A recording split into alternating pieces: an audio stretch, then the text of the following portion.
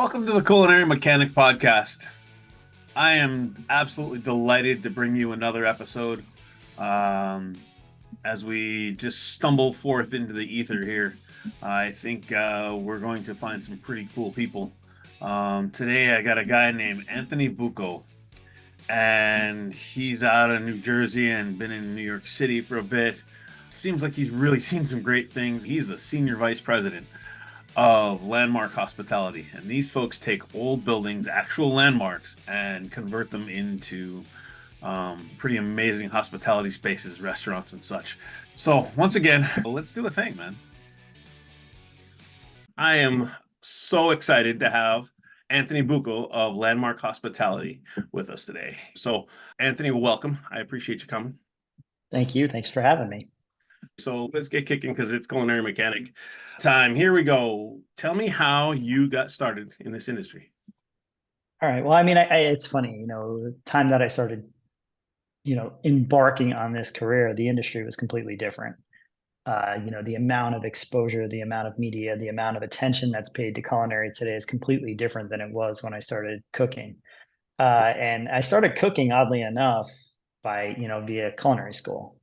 There was a time that most culinary schools wouldn't even qualify you as a candidate if you didn't have previous restaurant experience. And after doing, I'll say, a limited amount of due diligence, I found somebody who was willing to take me on and as a student without previous experience. And at the time, I was confused by that. I'm like, who wouldn't want, whatever tuition money or whatever the case? And then you start to realize that there's a massive amount of attrition in this business, pretty much from the moment you start culinary school till probably within 3 to 5 years after getting out. Yeah. And the schools wanted to make sure that they were making an investment in the industry as much as the individual was making an investment in the school.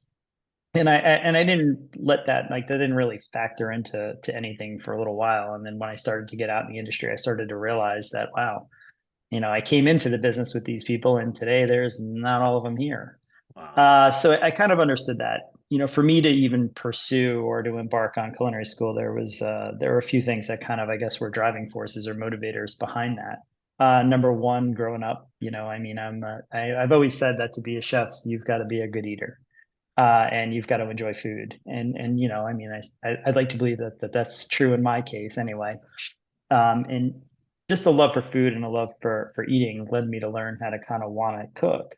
And coupled with that was, you're at a point in your life when you're a young person and you don't really know what's next. And it was something, again, with not having the crystal ball or understanding of what the industry kind of entailed. I was like, you know what, let me give this a stab. And that's kind of what inevitably, I guess, pushed me in this direction. So landed at New York Restaurant School, did a certificate program. At the time I was currently working, I was doing night crew, believe it or not, in a supermarket, Okay. working in the frozen food aisle.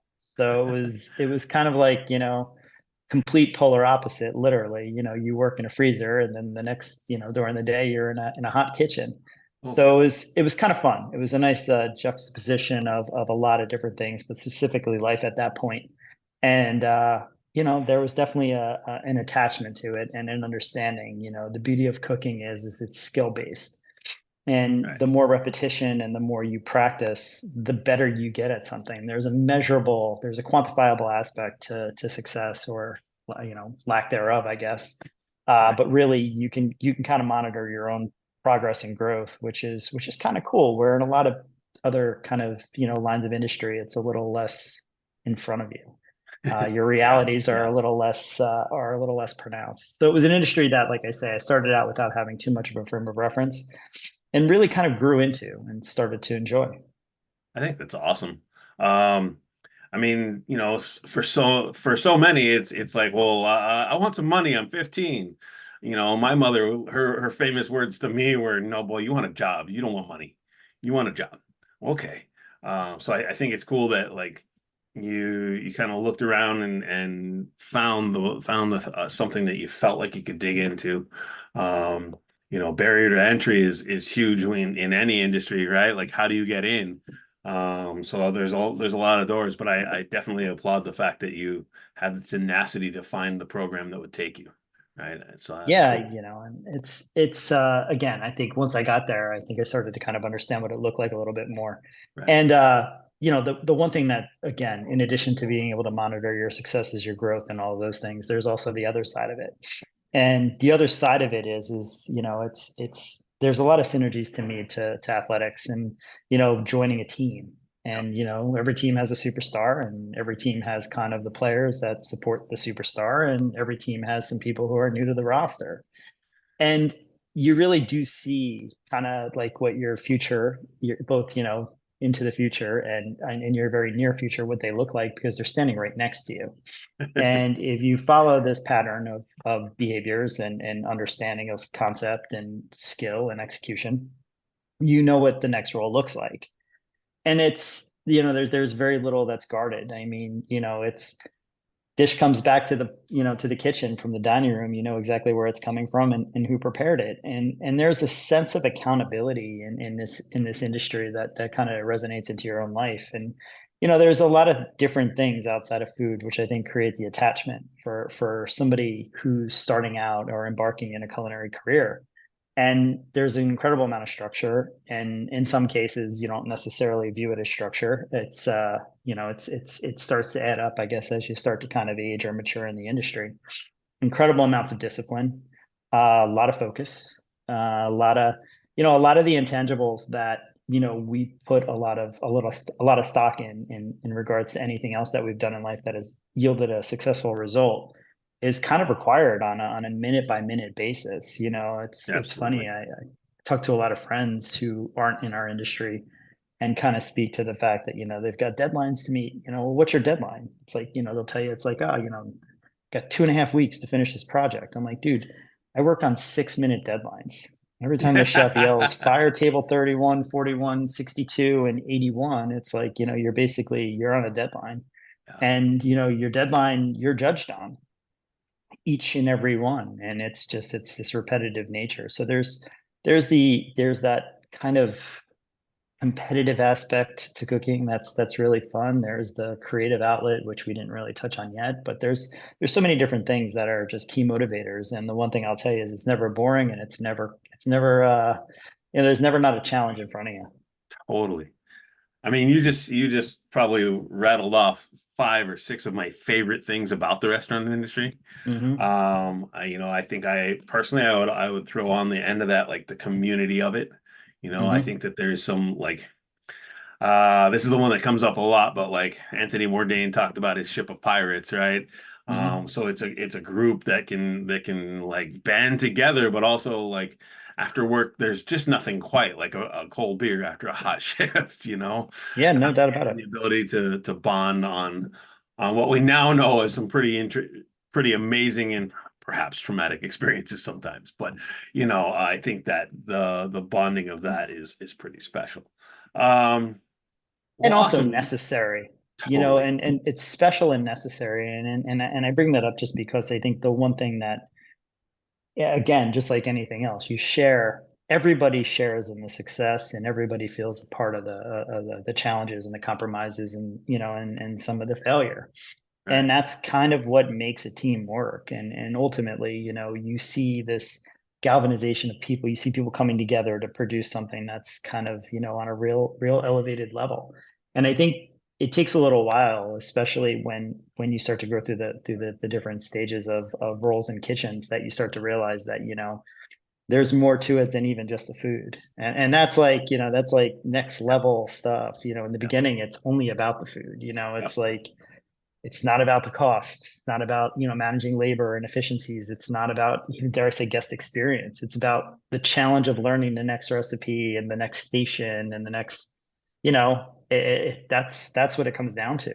And Yeah. it's funny, one day you wake up and you're in kind of that pseudo junior leadership role in a kitchen, and they're like, well, what's the cost of this? You're like, I don't know. It tastes really good. There's balance, there's texture, and it's seasoned properly. But that's the whole other side of it, that you're like, whoa, you Yeah. get through the process of learning how to cook, and then you have to learn how to lead people and manage finances. And it's a great it's a great industry because, as you start to kind of progress through the different roles, there's so many different areas that somebody's strengths, whether it's school based, whether it's street start, whatever it is, there's always a spot for them to excel. Totally. I So, mean, and you I see that. think. Yeah.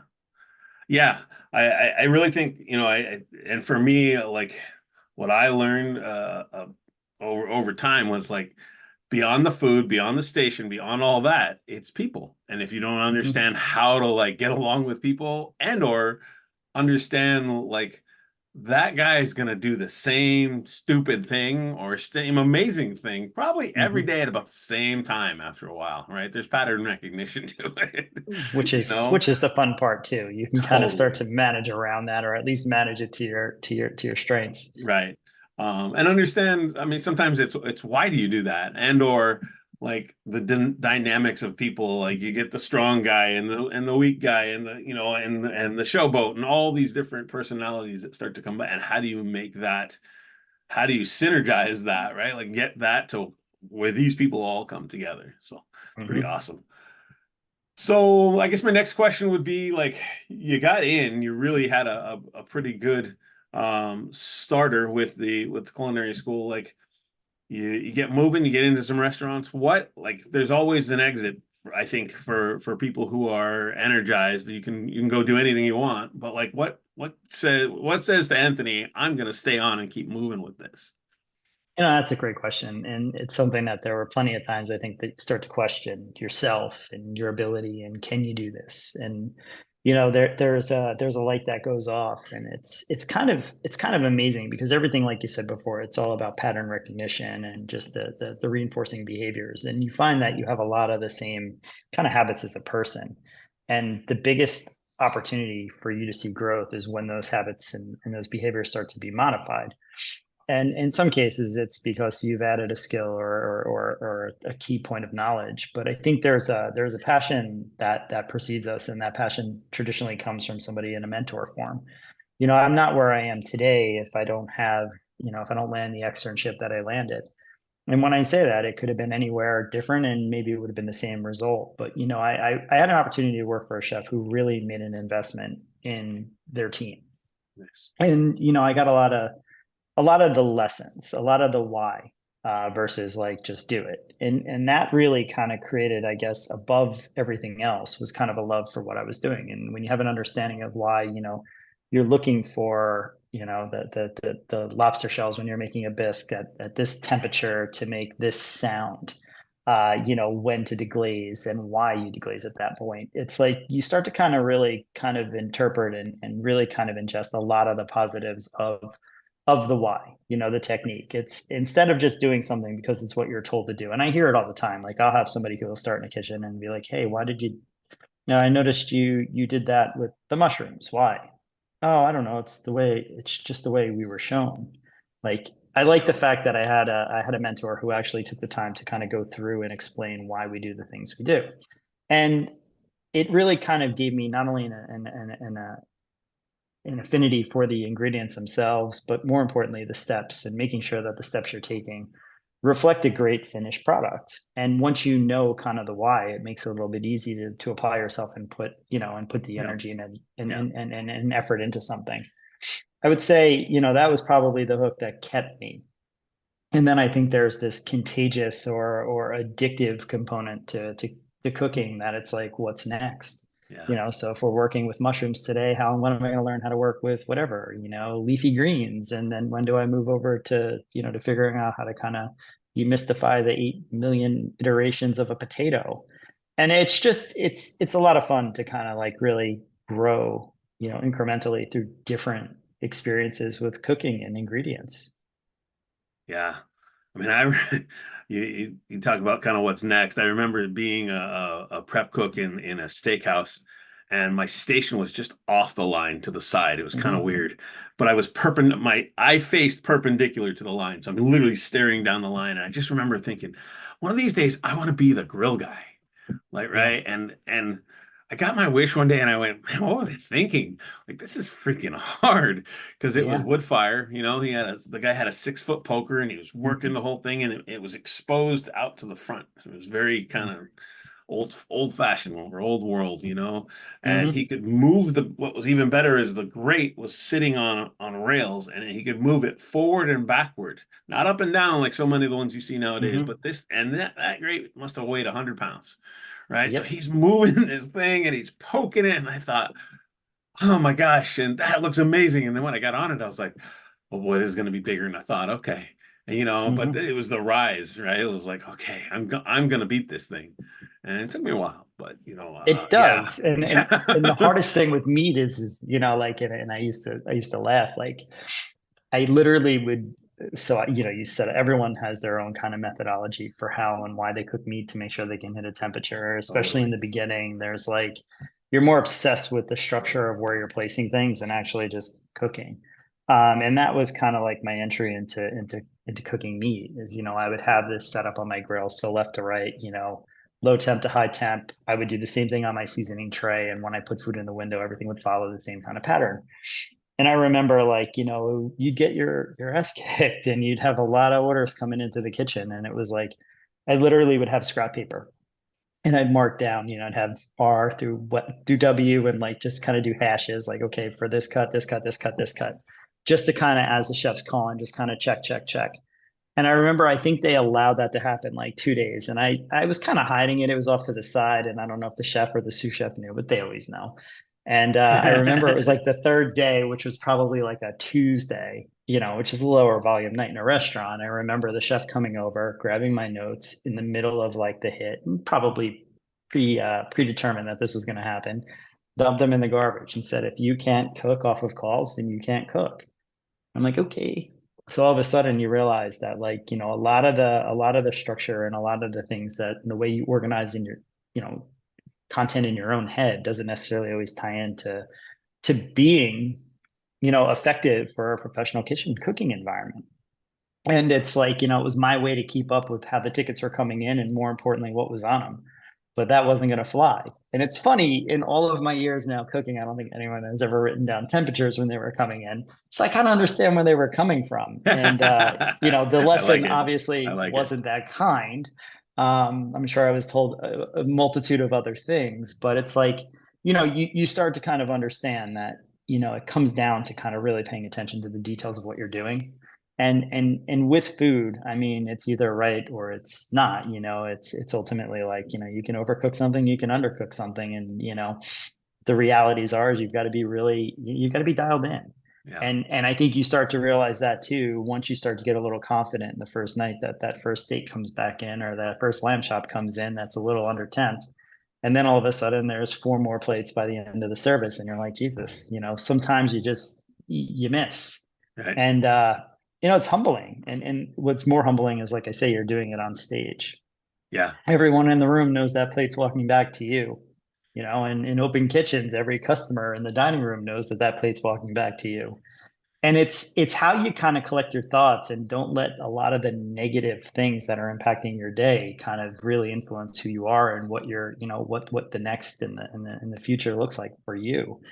And it takes a real interesting, I'm not going to say, it takes an interesting personality to be able to thrive and succeed when, your failures are right there and Yeah. everyone kind of gets a glimpse of them, and how you process it and how you move forward. It's like I say, there's got to be a little gumption in that belly that kind of keeps you moving forward. It's easier sometimes just to walk away. I told somebody this story. So, like I said, I didn't have professional cooking experience before I went to culinary school. So I come out of culinary school, and I remember the first task at my externship site is to peel potatoes. So I walk in, I get to meet everybody, yay, yada, yada, all that good stuff. You're all ready to go. You're in your apron, you've got your toque, because back then they were required part of the uniform. Yep. And my first task, which is almost kind of, I guess, predictable, is to peel some potatoes. So the first question I ask is like, okay, do I use a peeler or a knife? And I remember the sous chef looking at me and kind of smiling, like, dude, do whatever you have to do, but peel the potatoes. And I'm like, okay, no problem.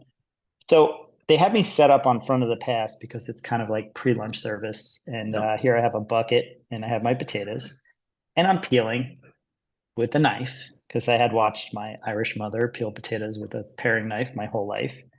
And I'm kind of going through them. And finally, the sous chef comes over to me. He's like, hey, do me a favor. I've got this peeler. Why don't you use this? We'll get a better yield. Probably chopping like 30% of the usable potato away when I'm peeling off skins. And I'm like, okay, no problem, chef. So now I'm peeling and I'm putting them in a bucket with no water in them. And I'm slowly not realizing, but they're oxidizing. So he's like, do me a favor, put some water on the potatoes so they don't oxidize. Yes, chef, no problem. So here I am, and I'm a little bit probably in my own head and not paying attention to details because I'm nervous. And being on the front of the pass, there's, 7 or 8 people behind the line who get to witness this firsthand, along with the sous chef and any servers or food runners or anyone else Yeah. who's interested in a little bit of entertainment. So then I put the water in there and I'm continuing to add potatoes to the bucket and not realizing that there's, I don't know, water displacement.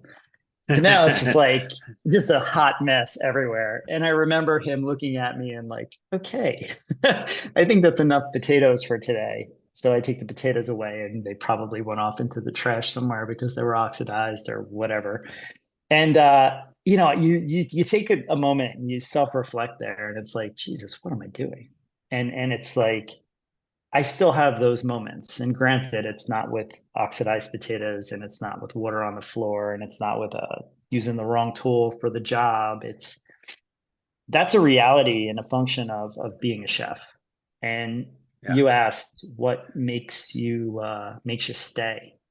I think it's a chance that you have opportunities in your own kind of mind to kind of create really amazing things, whether it's, you're cooking for dignitaries or cooking for family or cooking for loved ones or cooking for anyone for that matter, who's in your place and whether they're celebrating or not or anything in the middle. We are allowed to be involved in experiences that we don't really have a place at the table for, which I think is one of my favorite things about this industry. And then you think about, how frail and how easy it is to kind of take the train off the tracks by having a flare up of personality or having a breakdown of equipment or whatever the case may be. And you just kind of go through a litany of reasons that something shouldn't happen or be successful. And you ultimately kind of find a way to pull out of it and really kind of showcase well. I, I look at this because it's like in the course of a shift, if you will, you go through the highs and the lows and you succeed as much as you fail, but at the end of the day a lot of people leave happy. And uh and and I think that's really the reason that you stay. You chase it. You're chasing that feeling. You can't feel really good in the kitchen unless you felt really bad. And I think that's kind of what is the obsession, and that's the motivator. And it doesn't just extend to how you feel in your mind. It extends to the growth and development of your plates, the growth and development of your flavors, your recipes. And you really can obsess over those details. And when I say obsess, I look at that as a healthy obsession when everything you do is about making another step to make something better. Right. And you start to realize that as your experience starts to compile, your opportunity to kind of create something that's worse starts to go away. That risk starts to diminish because your palate has grown and your technique and your skill. And that's when you really will never leave. So it's, Yeah. it's like, it's kind of like that 3 phases, right? It's the first, it's understanding that like you have to be kind of simultaneously egotistical in a positive way. Like, and it's more about like having self-confidence. So ego is always a bad word, but it's a real word. Coupled with this kind of frailty, like empathetic kind of feel towards everything, because you're going to stand in front of successes and you're also going to look really bad. And in the middle of all of that is kind of the truth, right? And then you kind of take that on every level, through every step, through every year, through every plate, and that's really what your life is. And it's a lot of fun in a really cryptic, weird, super maybe self-destructive or self Maybe. Yeah. promoting or whatever the case may be. But it's what we choose, and it's amazing. Yeah. I mean, I think I used to work for a chef, and when if we were having a bad day, or if, like for whatever reason, the mood wasn't great, he'd walk through the kitchen and go, "Hey, we get to do this for a living. We get to affect people's lives. We are Correct. superheroes." And as I worked a little while longer with that guy, and then I was a sous chef, and he would look at me and go, "You are a chef. You have fucking superpowers that people don't possess. You have abilities that people will revere for years to come." He goes, "And you don't even realize it because it's your everyday thing." And I think that I mean, I've taken that now years later to be like, wow, what are the things that I can do? Like, you know, It's funny you say that. Like, and think it's about that. And yeah. it's wild, right? When I started cooking, there was no food media, there was no Food Network. There was, I mean, even like, I don't even know if PBS at that point had anything, maybe whatever, the old players, but it's like, man, you wake up one day and you're like, there's a reason that the media, there's a reason that TV, there's a reason that, chefs are put in roles that are quite prominent in popular culture. And the reason is it's like there's a story behind every talent in the kitchen. Yeah. So check it out. Seems like this is as good as point as any to stop this conversation because I'll be 100% honest with you. I was rolling back through and I'm editing the whole damn thing and I'm looking at it and I'm listening to it and I'm having such a great time listening to what Anthony has to say. I can see that I'm enjoying the conversation as I'm listening to him and I'm watching him on the screen. And I'm realizing I don't want to edit this down and just make it, I don't know, like, 30-ish minutes. Because the whole damn thing was just about 50 minutes. So what I decided to do was just kind of find a good breaking point, which I found, and give you this little blurb and tell you we're gonna get back at it next week because I think this guy has a lot of great fucking things to say that we all need to hear. He's got great insights on the industry, has done real well for himself, and I think that it's worth it to me to get those messages out to the world. So with that, I'll see you next week for more Culinary Mechanic Podcast. Thanks. Bye.